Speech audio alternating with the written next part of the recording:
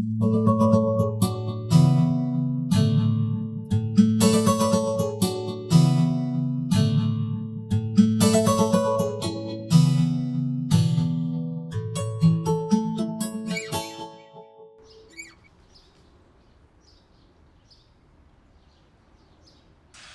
welcome to our home.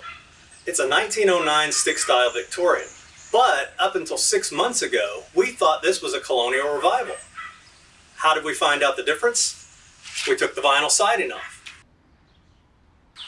So today, we're going to walk you through some of the challenges you may face, some of the discoveries you may make, and we're going to help you bring your house back to looking like it was when it was originally new. So the first thing we need to discuss is what this is actually called. Most people call this siding, but it's actually cladding. You clad yourself in clothes, you clad a house in wood. So there are different types of cladding, and ours is actually a bevel cladding. The most common are cedar shake or cedar shingle, board and batten, tongue and groove, or bevel cladding. First, let's talk about what they did to your house before they put on the vinyl or aluminum, asphalt, or asbestos siding. They wanted to work with a flat surface, so they basically took away all of the character of your house. They cut away the crown molding, they cut away your drip seals, they cut away any decorative molding to get a flat surface from which to work. So when you go back, you're going to have to replace a lot of that woodwork. One of the fallacies about siding is that it has great insulatory benefits. The reason that people believe this is because of the either asphalt or vinyl or aluminum or asbestos siding that's on the exterior, and then the foam or the padding beneath that gives you an insulatory advantage.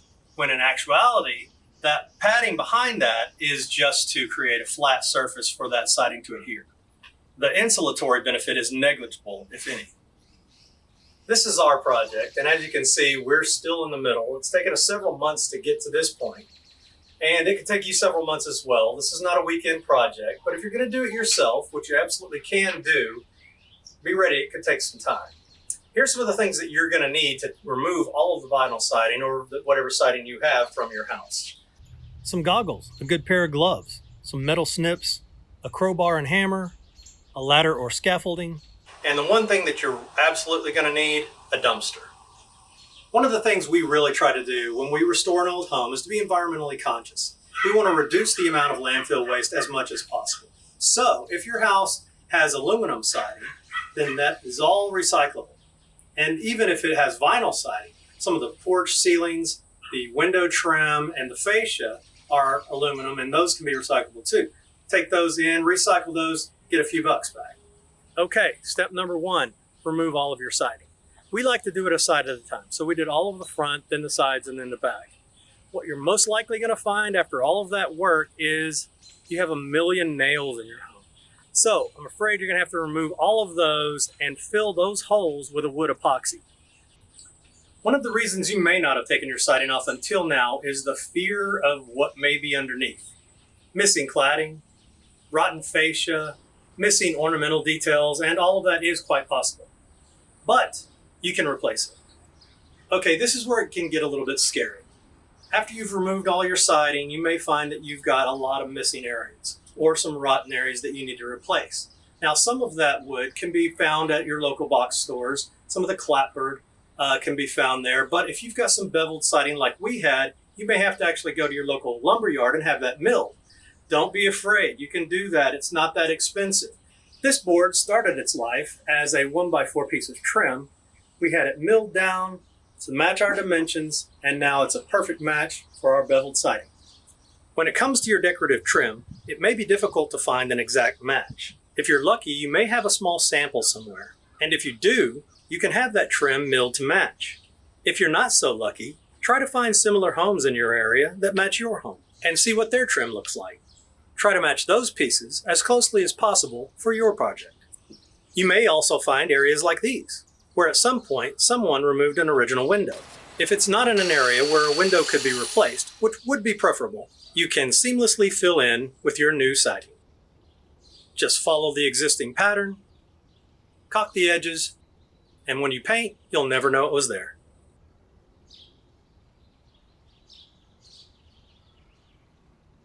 Okay, let's recap. First, take off all the siding, put it in the dumpster, recycle it, take it away. Second, we want to replace any missing cladding. Third, we want to replace or repair any rotten or broken cladding, fascia, or trim boards. Fourth, let's fill in all those nail holes and replace any missing trim. Now, we're ready to paint. Now, before we paint, we've got to prep the surface. We want everything to be as smooth and clean as possible. That means scraping, sanding, and caulking. Be aware that many old homes will have lead paint on their exterior. To safely remove lead paint, be sure to have tarps on the ground and be wearing full protective gear. There are some tools that actually vacuum the paint dust as you go, but it is very important to not let lead paint chips get in the dirt around your house. Disposal of lead paint is similar to that of asbestos. You want a double bag, tape those, and take them to your landfill. Now, once you've taken all your siding off, what you're likely going to find is some extremely dry wood. Now, you don't want to put paint directly on that. It's just going to soak it all up. So you need to prime that. We like to use an oil-based primer. What it does is it goes on really thick, gives you a smoother finish, and really conditions the wood.